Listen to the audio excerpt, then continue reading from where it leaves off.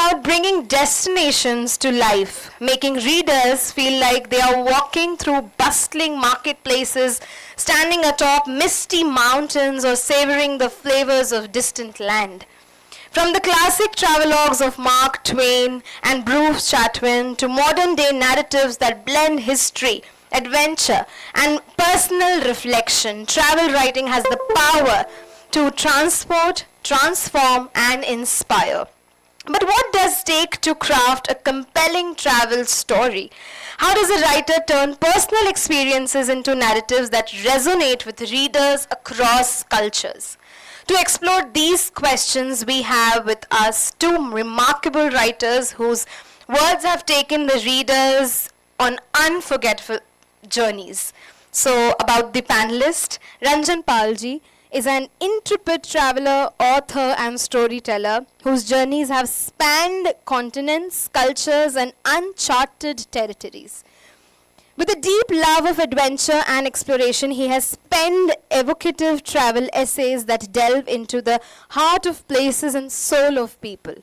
His writing is known for its rich details, historical insights, and vivid storytelling, making even the most remote destinations feel intimately familiar. And Jyoti Pande ji, our moderator for the session, joining him in the conversation, an acclaimed journalist, writer, and editor with a passion for storytelling that bridges travel, culture, human experiences. Having written extensively on how places shape people and how stories emerge from the landscape we traverse. Her work beautifully blends personal reflections with universal themes of discovery, belonging, and wonder. What do we expect from this session exactly is what makes great travel writing, travel as a literary experience, and the ethics of travel writing. So, as Pico Iyer once said, we travel initially to lose ourselves, and we travel next to find ourselves. Today, let's embark on a journey through words and explore the art and craft of writing, travel writing. So, without further ado, please join me in welcoming Ranjan Pal ji and Jyoti Pande ma'am.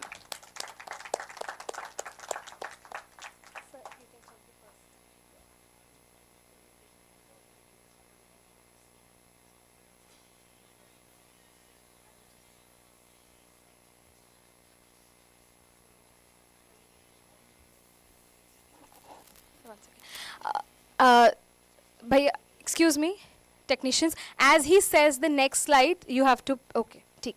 Thank you so much. Over to the panelist.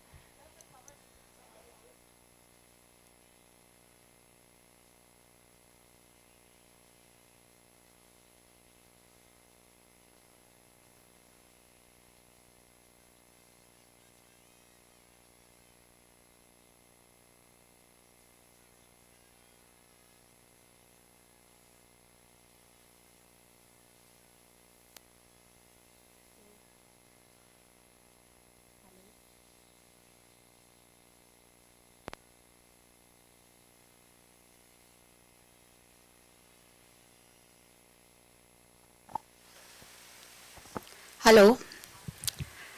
After this good food comes travel, and we would be talking about traveling to a person who has started writing travel stories from a very unconventional background, from being an economist to investment banker to educationist and even a fundraiser.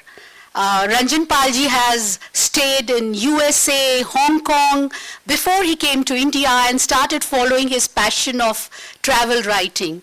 When I visited his site, I was overwhelmed.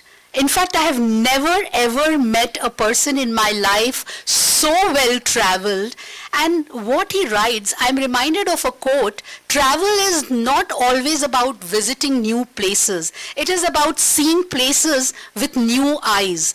But here is somebody who has visited places and seen them with new eyes every time.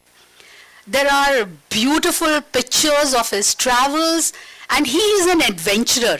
He's an adventurer, an explorer, And his tagline is, Ranjan Pal ji, can Adventurers are ageless. adventures are ageless, and it motivated me for sure to be more adventurous. You know, bungee jumping from 10,000 feet, you know, trekking in Himalayas and getting lost. Lot of adventures are in his stories. So my first question to you is, we would like to know about your journey from economist to a travel writer.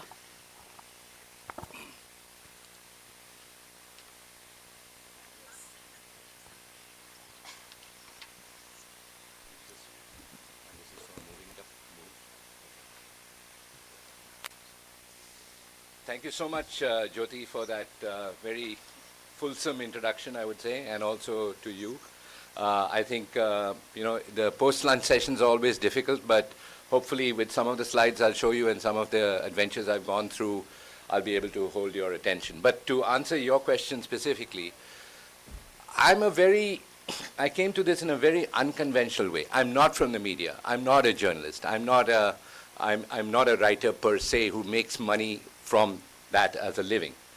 You're right in the sense that I started out my career as an economist, as an investment banker, moved from the US to Hong Kong, worked for Jardine Fleming there, which actually, interestingly enough, that was the first start because I was chief economist for Jardine Fleming, which was the investment bank in Asia, and that role taught me the discipline, and this is very important, of how to write for an audience, not only in an informative way, but in an engaging way. And the important thing is engaging, because the investment managers I used to write for, they would give you like 3 minutes. And they'd cut the meeting short in 3 minutes if you couldn't hold their attention. So I had to write, put the information, but put the information in a way that they would find interesting and engaging. That, I think, gave me the discipline. And then, all along I've been writing and so on and so forth. So it gave me some degree of confidence that I could do this. But I think the biggest boost to confidence was when I came back to India. I came back to India in 1989, and then I was still working, and what I liked was adventure. So I would do something new every year, some whitewater rafting thing, or I would go on a trek in the Himalayas, etc. But then there was an sort of epiphanic moment, which was around 2003, when I was invited to raft the Brahmaputra. Now, this is not the Brahmaputra in Assam, okay? It's called the Siang. It's a deadly, deadly river, and it's the river when it comes right out of China and comes through, plunging down through the Himalayas, and that, if you can imagine the flow of water in the Brahmaputra, think of that in 1/8 the space. It just creates the most incredible rapids, right? And so then what happened was I then decided that I would write a story on this. And then someone said, hey, why not reach for the stars and see if you can write for, and of all things, the New York Times. I thought I was just way beyond my reach, But, yeah, there you go. That's it.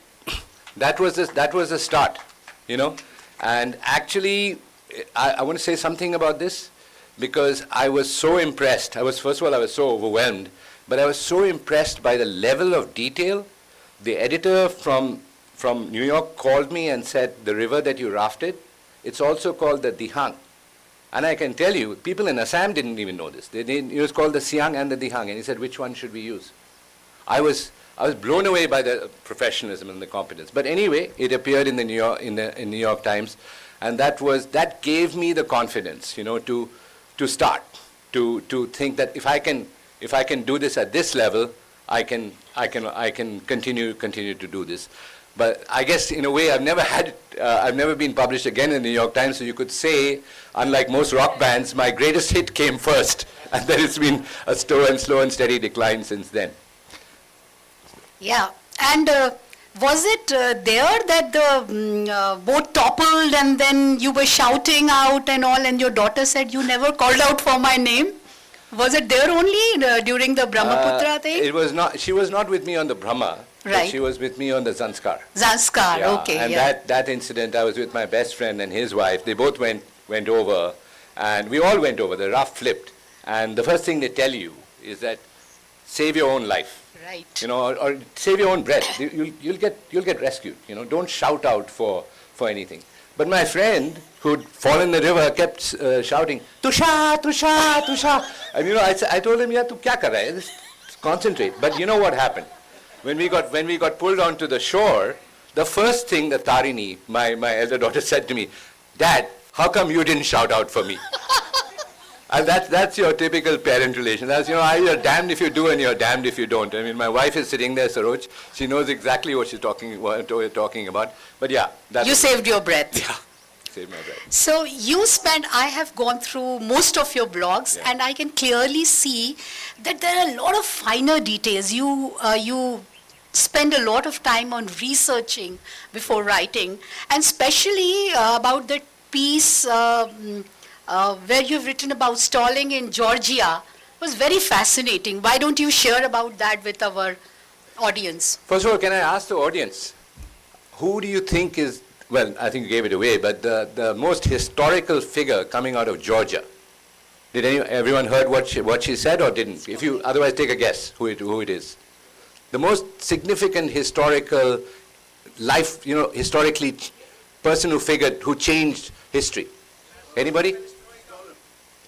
You're not allowed to answer. Okay, so yeah, it was in fact Joseph Stalin.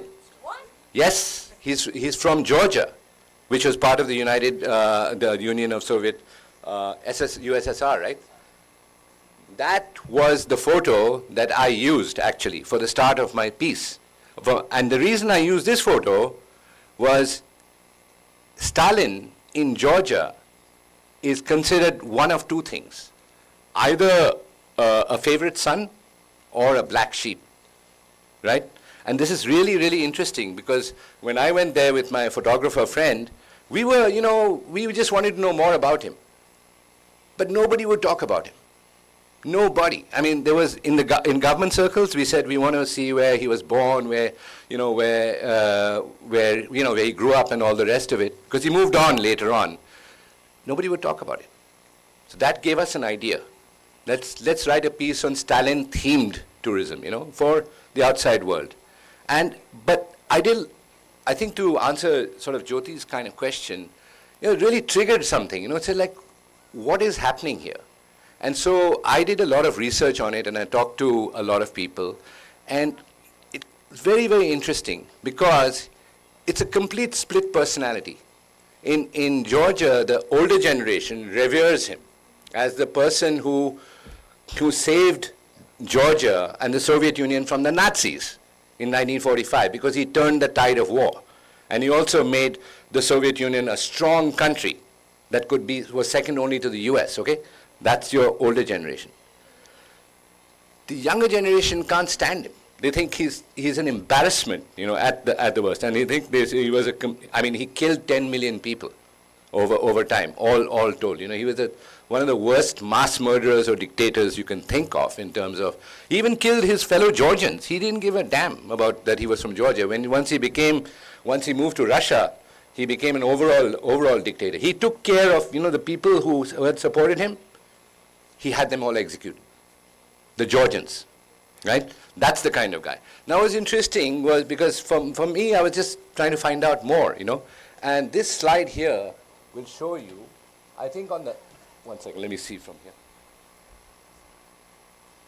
Yeah, so you can see on the left, yeah, that is the younger generation. They pulled down his statue, which was in his hometown of Gauri, and they pulled it and they sort of put it into a far corner of the town, okay?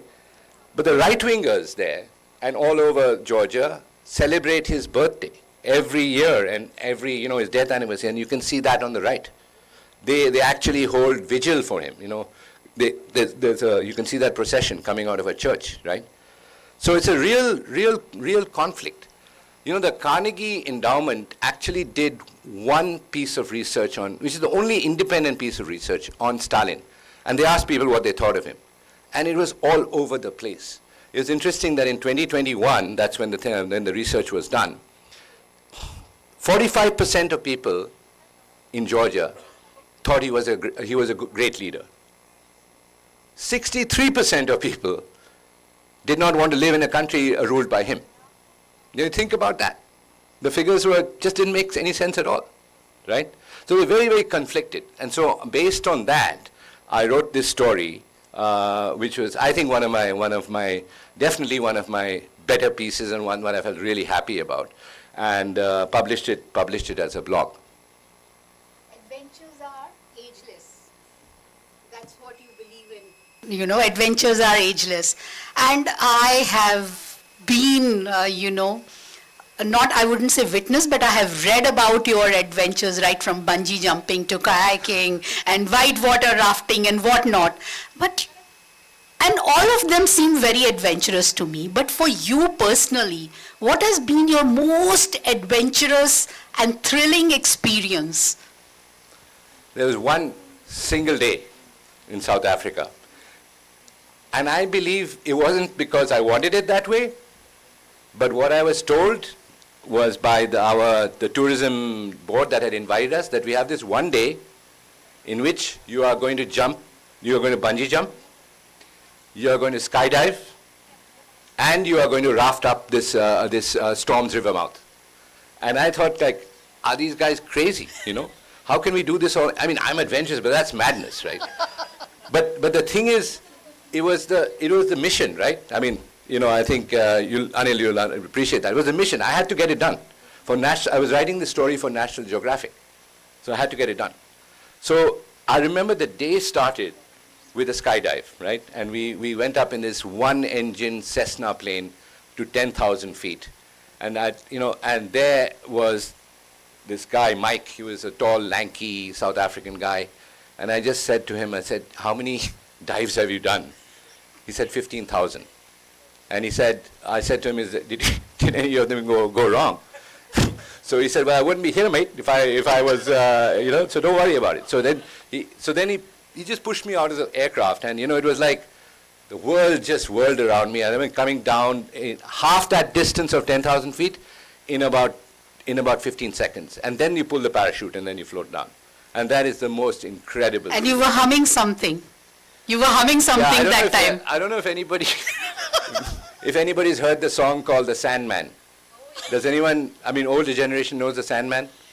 I understand you've been running from the man who goes by the name of the Sandman. So I kept singing that song, in my head. It just somehow it came in my head. But so then the next thing was the kayaking up the Storms River mouth.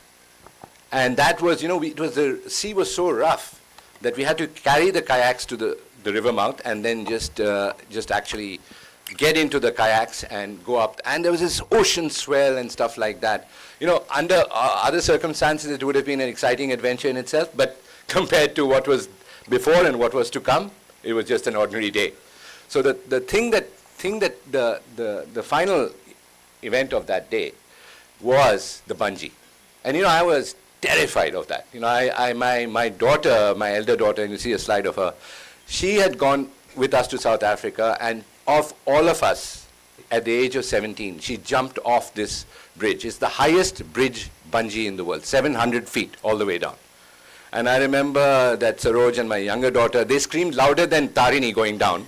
And me, when I went out to the middle, they said, we'll give you, they knew I was Indian, so they said, we'll give you a dad discount. You jump with her, double discount. So at that point, I completely chickened out. I said, no way. And then it gave me a hook for the story, you see, because when I came back 11 years later, I remember calling my daughter on the phone the day before, and she said, Dad, just do it. Just do it. And there was one sign up there, it said, fear is temporary, regret is permanent. So I went out there to the middle of the bridge, and I just closed my eyes, and then they said, don't close your eyes, you have to look out. So look out, and they just tipped me over, and I went all the way down 700 feet. Not all the way down, obviously I hit the bottom, but we bounced back up in 7 or 8 seconds or whatever, and it was over. I remember screaming at the top of my voice, at the bottom, saying, Tarini, this one's for you, something like that, So it was amazing. It was an incredible day of adventure, but I would never want to, I think, repeat that kind of Do it again. Yeah. No, I would do stuff I would definitely do the skydive again. Kayaking is something I would love. I'm not sure I would do the bungee again, but it's done. Yeah. Ranjan, you often talk about your daughters and your wife, and they are your travel companions. And I have seen a lot of pictures of them. And we would like you to tell more about Oh, them. sorry, I was talking, and so that is the skydive. That's the Swamp River Mouth, and before that I think was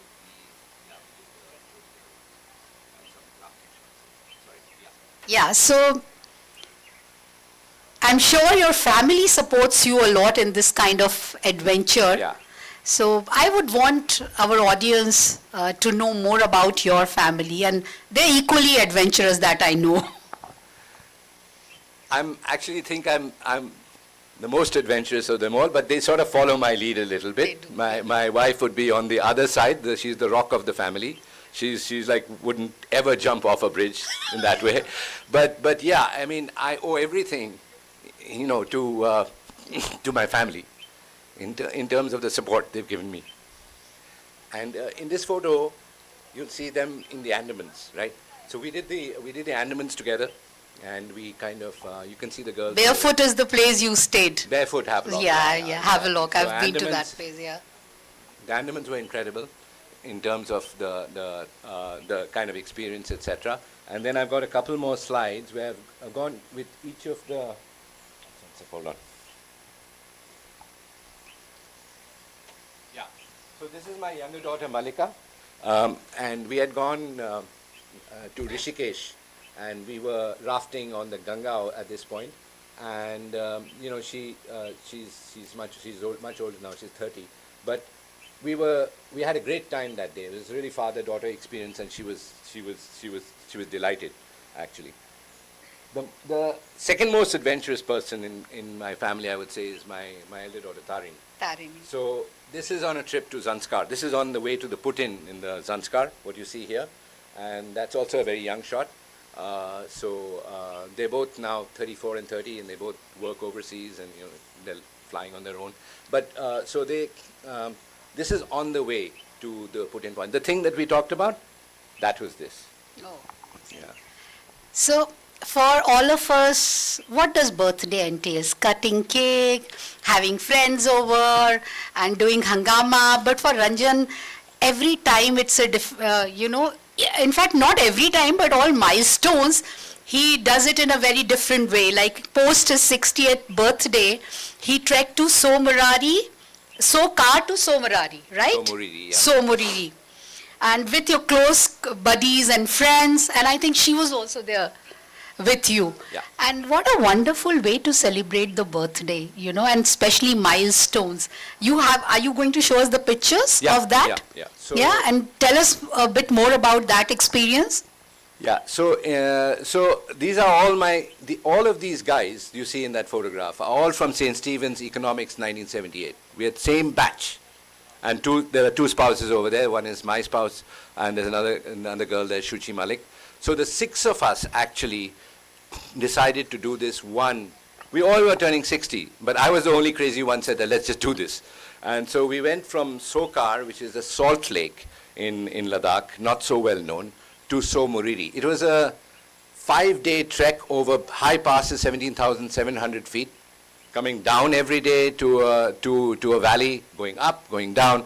Actually a little bit monotonous, I would say, but still incredible. The vista, I'll just give you some shots of the, wait a second. Can we move it back, please? Can we? Ah, yeah, okay.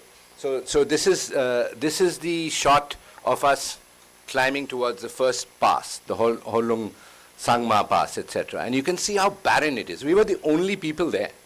We were climbing, and you can see how the pass is hidden behind the curve of that mountain over there. But it was an incredible first day, because you could look back and see Sokar in the distance. And this is crossing the typical river up there. Now the rivers are so shallow up there, and there's so little water, but they're ice cold, and you kind of have to really tread very carefully. Sometimes you take a horse and cross them. But here we are kind of, treading very gingerly and crossing the river.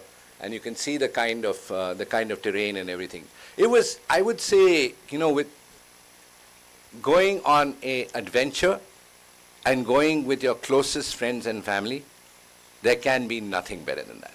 Honestly. It was, see, we have, between us, there's no agenda, there's no axis to grind, all the history is, we know each other, right? So, and we know each other's kids, and we know what they're doing, and we know we've shared all our trials and tribulations.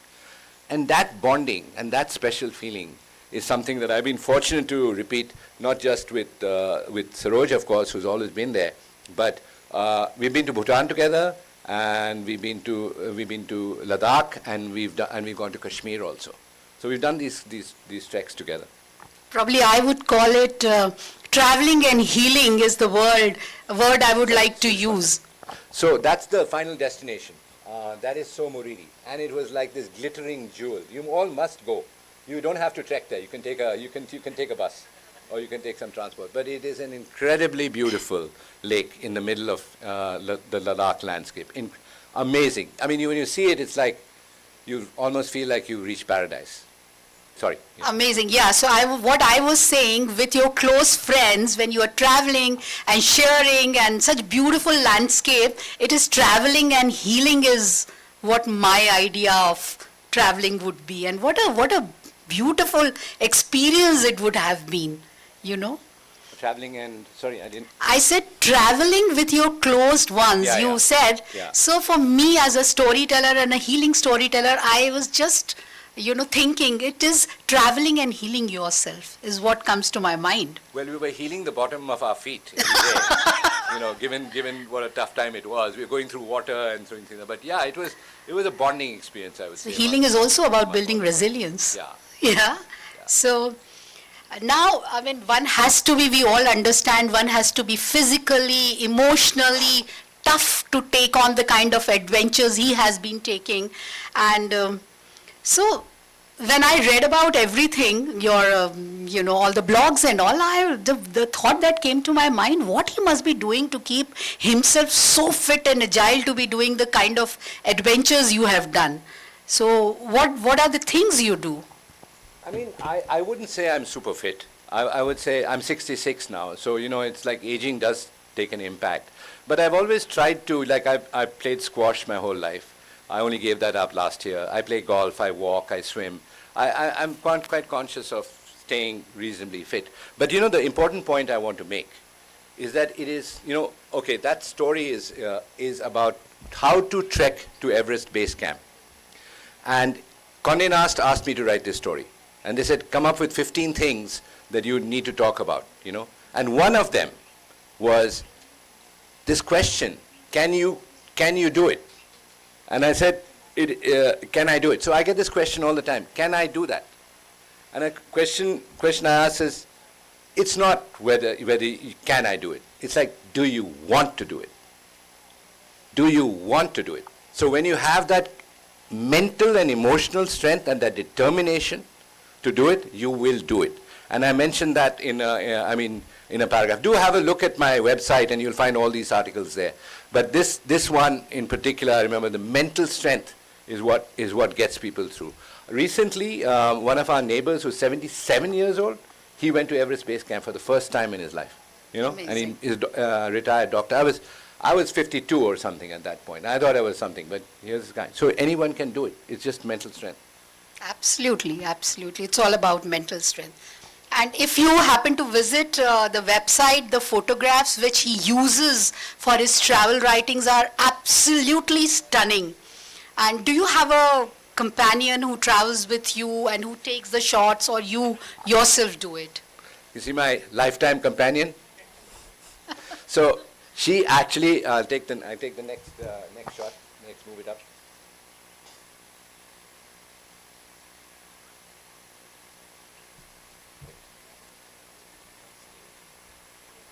Sorry, that's not my lifetime companion. That's my lifetime companion.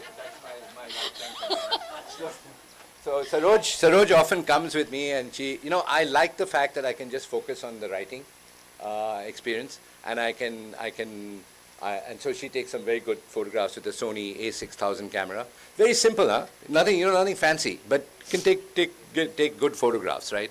And some of those have been published in various magazines. But let me go back to this photo. And although he's not my lifetime companion, he's my best friend. And he's from school, from Mayo College and St. Stephen, Delhi University, etc.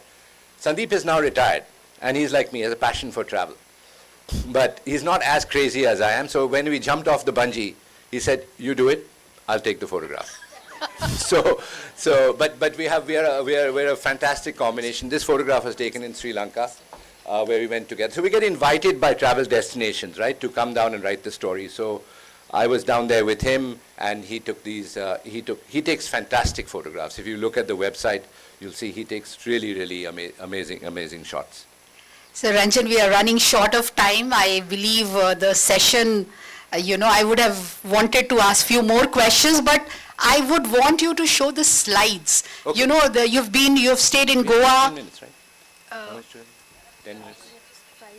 Only. We started at 1:40. Give us time. Okay, fine. Ranjan, we'll just take we some. have more time. We Yeah. started late. Yeah. So you can. right. So we have now being in MP. Is this your first time? No, you have traveled earlier also, and where all did you travel in MP, and what kind of? So the thing about MP, it's in the center of the country, right? Many of you are from here, and Bhopal is in the center of MP. But when you look around Bhopal, it's actually not that convenient to all the other incredible things in MP, right? You go to Khajuraho, you go to Orcha, you can go to Gwalior, and I've been to all of these. I've been to all the tiger sanctuaries. I've been to Pench, been to Panna, been to Kanha. It's all over, right? But I did write a story on Bhopal, actually. And I was really surprised and very pleasantly surprised to find there's a lot to see here as well, And of course the Sanchi Stupa, which everybody here knows about. But then the thing that, the Tribal Art Museum, which was opened more recently, which is actually state of the art. I mean, you look at public museums in India and you think, oh my God, it's not going to be. But it was incredibly innovative and futuristic, and the way they have designed it and stuff like that. So I wrote a piece for Yatra, the blog, and again it's on the website. So yeah, Bhopal has a lot to offer. Any place in Bhopal which you plan to visit or you would like to go? Well, tomorrow we're going back to the Tribal Art Museum, I think, all the audience, so we'll probably do that. But I think we saw the Bhimbetka rock carvings, and we also went to Bhojpur and we saw the temple over there. So we did cover quite a bit the last time. But I'm very happy to come back.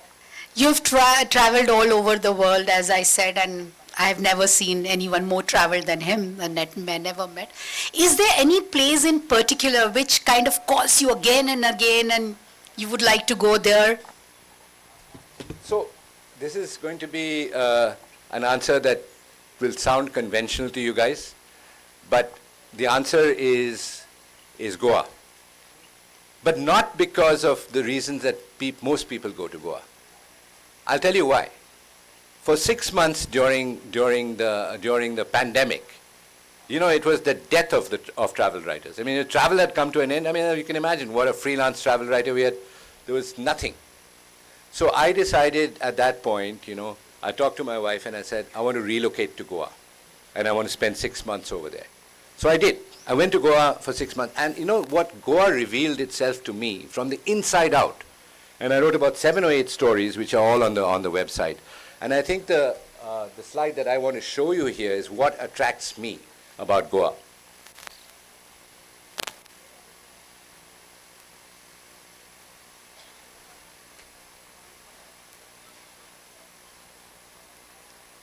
Yeah. So,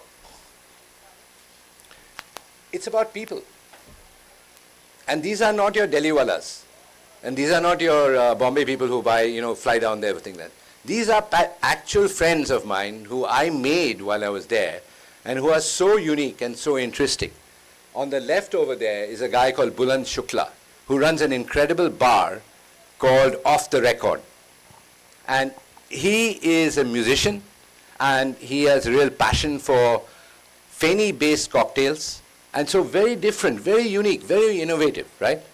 So I got to know him well. I mean, he's got a very Haryanvi name, but he's the most sophisticated kind of guy with that sexy fedora cap. You also have in that, I don't know if you've heard of Desmond G. He's the guy, Desmond Nazareth, who's come up with some very interesting, so he's the guy who brought tequila to India. Now in India you don't get tequila because it is, it's a trademark, right? But he calls it agave spirit, and he's also come up with mahua, right, which is from which you get in MP as well as many other places. The spirit from the, and the third guy over there is a guy called Anthony Gaskell, who's also a very good friend of mine. One of those Angrezes who relocated to India and is more Indian than the Indians himself. I used to tell him, Anthony, except for the fact that I have to look at you, and so then I realized that you're English and you look like Lord Curzon. In his whole persona and attitude, he's completely Desi. His accent and everything. So that was the one fascinating thing. I made some very good friends there. And then the other thing is the activities you can do in Goa. So if you go to Goa, again I've written a piece on 6 or 7 activities you can do which are off the beaten track. So there's kayaking up the Mandovi River, and here there's one bay in Goa, and do go and see it. It's like faces actually west, so you can actually see in Goa you always see the sunset. Here you see the sunrise because of the curve. So this is taken at sunrise, and you can kayak on the sea over there, And so I think the thing about Goa that I like about it is that it always stimulates me. I always look forward to going back to about the experiences with people. And I think the thing about people, that was mentioned by our host as well. I just wrote that. I think you read the quote also about people. It's like, which is, one's destination is never a place, but a new way of seeing things. And it's by Henry Miller, the author. Yeah. So we have lots and lots of questions to ask, but time wouldn't permit. So my last question to you is, what is your dream destination, a place where you have not visited yet, but plan to, aspire to, long to? Okay. So we'll make this the quiz question. We were told by that I didn't see many authors following this rule, but we were told to throw out a quiz question to the audience, and if you get it right, you get a book. Right? Is that right? We've got a book ready for them? Yeah. Don't tell them you don't get the book. You have the book? Okay. They have to raise their hands. Oh, they have to raise their hands and give the right answer. If they don't raise their hands, they are... Yeah, okay. That is my dream destination. Can anyone tell me where that is? Please raise your hands. Yes, somebody has Take a guess. No harm. Sorry? No. Anybody else? Take a shot. It's a book, and no, you don't have to be embarrassed if you got it wrong or right. Antarctica. No. Yeah, please. Sorry? No. Okay, I'll give you a hint. It's not North America, okay? So you can stay off the conventional stuff.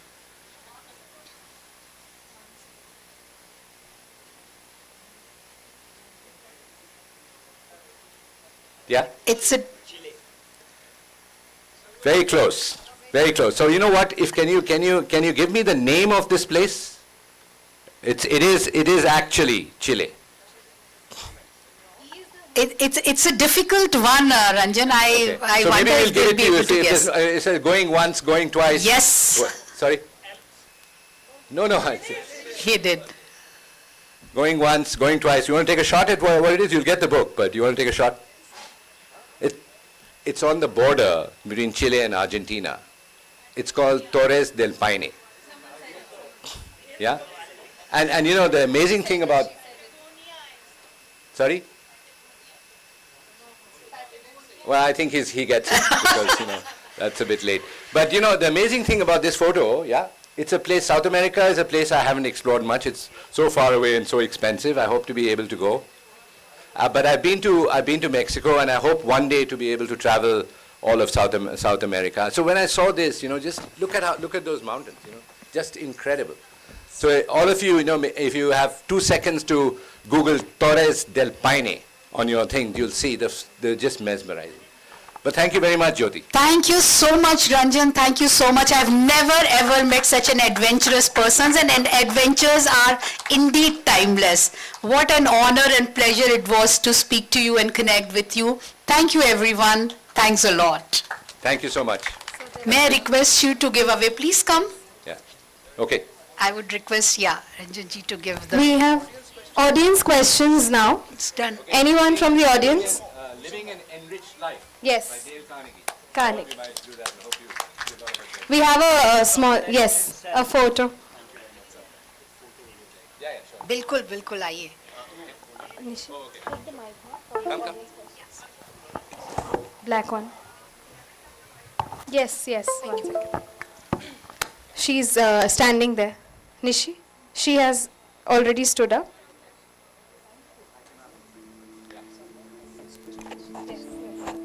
So, You show it, she didn't leak it to you before. so I would request you both to please take your seats for the audience questions. So, ma'am, you could. Just one question, this wonderful postcard that we've been given. Are you with me? I am speaking. Here?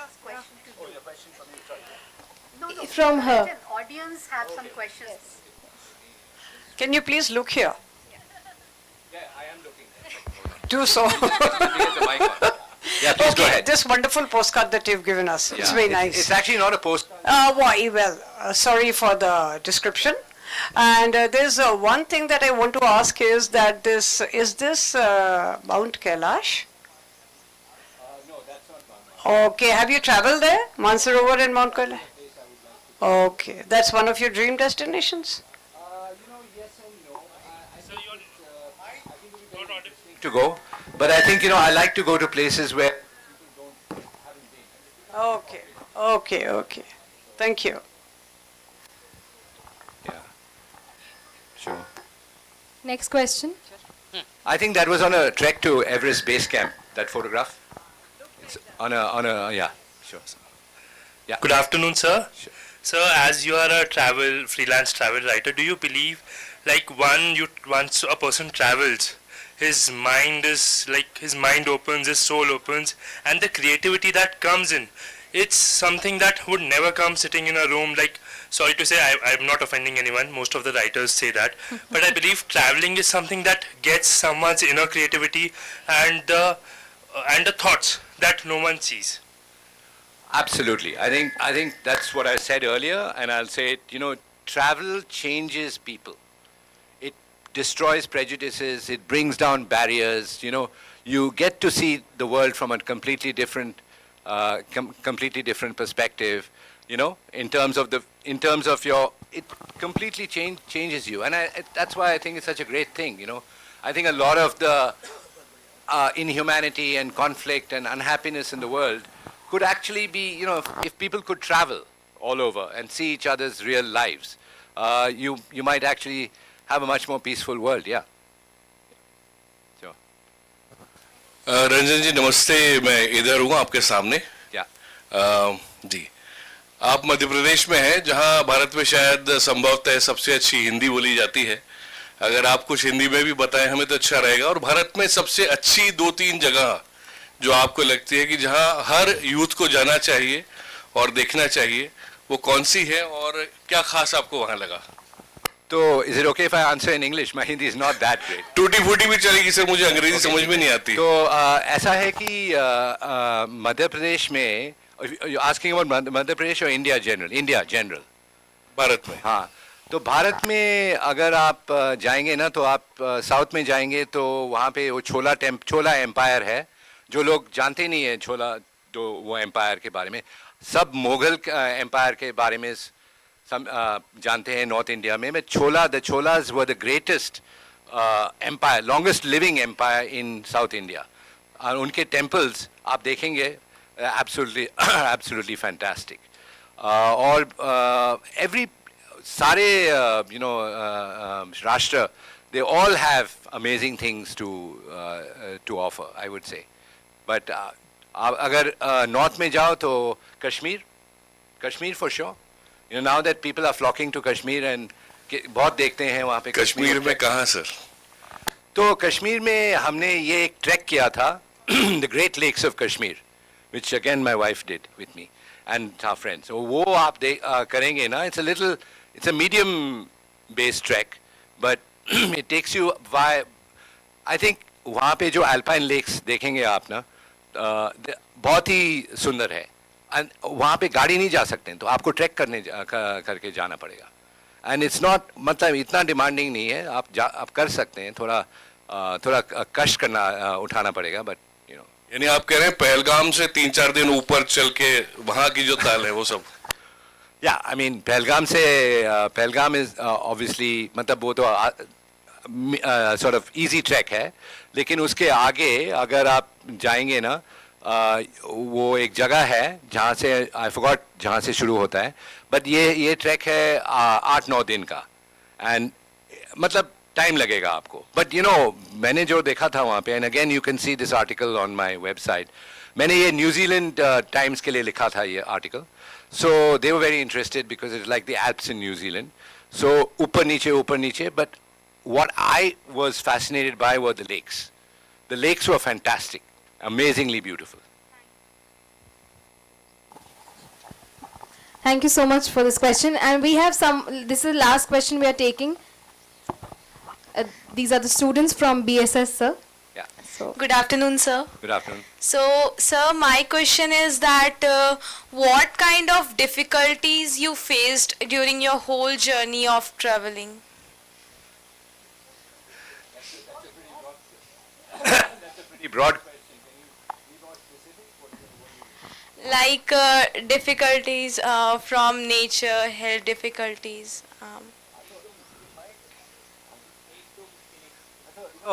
देखो ऐसा है कि जब white water then उसमें आपको डर नहीं, you know the fear of falling in the river.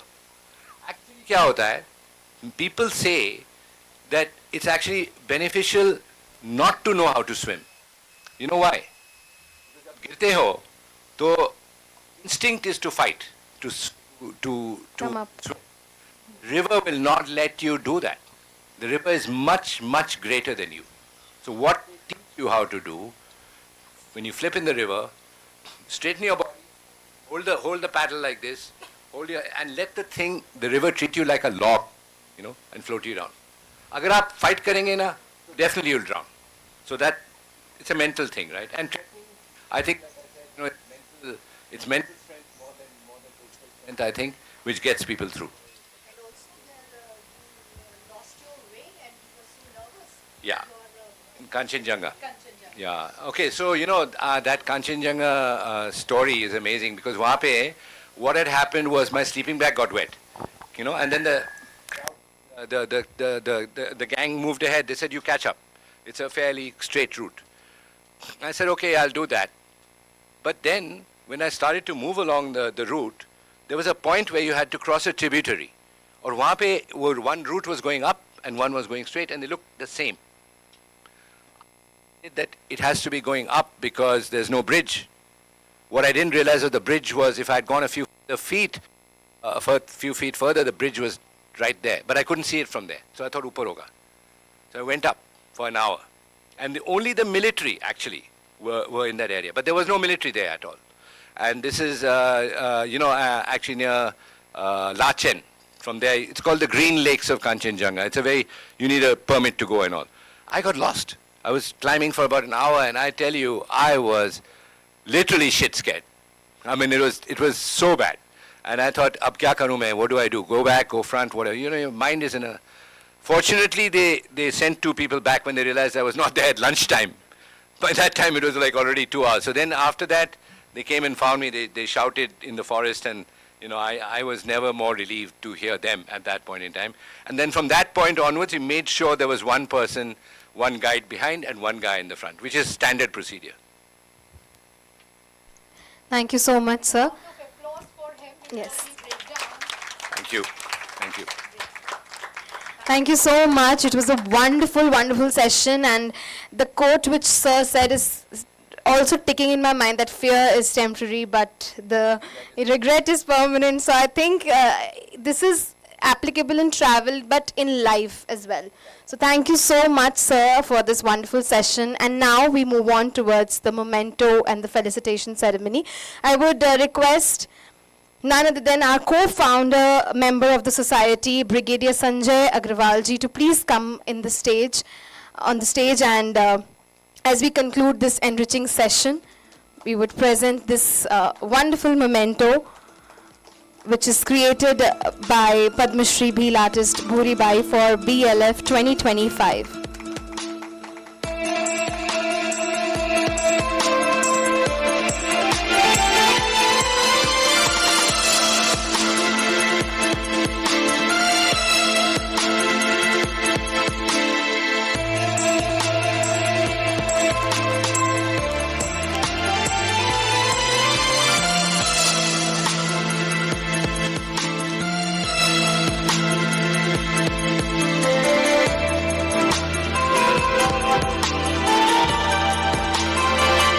A round of applause, ladies and gentlemen.